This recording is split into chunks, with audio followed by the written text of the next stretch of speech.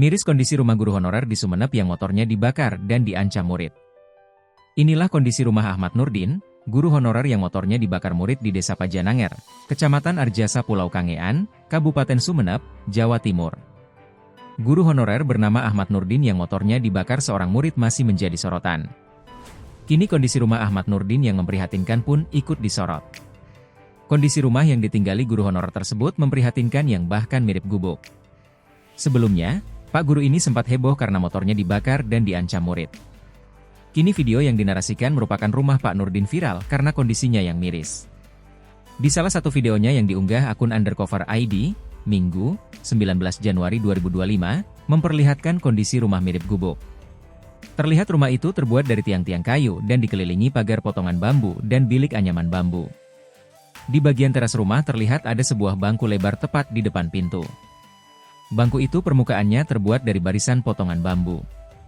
Di bawahnya hanya berlapis tanah dan menjadi tempat ayam peliharaan berkeliaran. Di samping bambu depan pintu itu terdapat area yang dijadikan dapur dan tempat mencuci. Di sana juga terlihat banyak perabotan rumah tangga yang ditempatkan.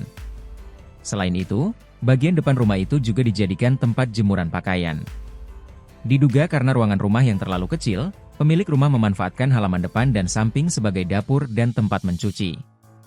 Namun area halaman rumah yang dijadikan tempat mencuci dan dapur itu tidak ditutup dinding secara utuh. Hanya ditutup pagar bambu seadanya yang agak tinggi mirip pembatas kandang dan sebagian anyaman bambu yang terlihat sudah berlubang.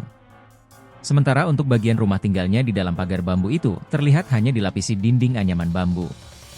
Sebelumnya, Ahmad Nurdin menjadi korban pengancaman pembunuhan, bahkan sepeda motornya pun dibakar oleh murid berinisial Aki pemuda asal Dusun Bugis Desa Pajananger Kecamatan Arjasa, Kabupaten Sumeneb. Motif pengancaman dan pembakaran rupanya karena pelaku merasa kesal terhadap korban. Untuk diketahui, pelaku sebenarnya bukanlah murid di SMA Putra Bangsa Sumeneb. Namun pelaku diduga mendapatkan informasi terkait isi sambutan korban saat upacara dari teman-temannya. Sang guru disebut-sebut membicarakan hal negatif tentang pelaku di hadapan para siswa di sebuah sekolah saat pelaksanaan upacara bendera. Saat upacara, Ahmad Nurdin menyampaikan pesan kepada murid-muridnya untuk menghormati orang tua dan tidak melakukan tindakan yang membahayakan mereka, termasuk ancaman membunuh. Pelaku yang mendengar ucapan guru itu lewat teman-temannya, lantas merasa tersinggung dan tersulut emosi. Download Tribun X sekarang, menghadirkan lokal menjadi Indonesia.